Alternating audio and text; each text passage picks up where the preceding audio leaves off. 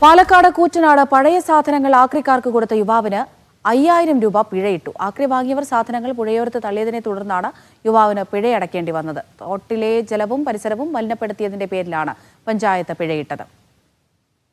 സാജിദ് അജ്മൽ ചേരുന്നുണ്ട്. സാജിദ്, ഇതെന്താണ് സംഗതി?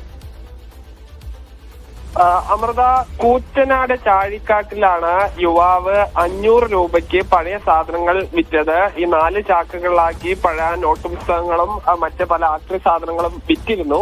ഈ വാങ്ങിയ ആളാണെങ്കിൽ ഇത് ഈ യുവാവിന്റെ വീടിന് സമീപത്തുള്ള ഒരു ജലാശയത്തിന് സമീപത്ത് വെച്ച് പോയി. ഇത് പഞ്ചായത്തിന്റെ ശ്രദ്ധയിൽ പെടുകയും 5000 രൂപ പിഴ ഈടാക്കുകയും ചെയ്തു.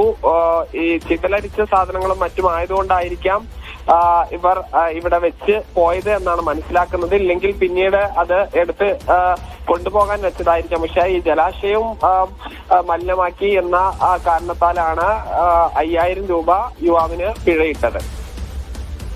ശരി സാജിദ്.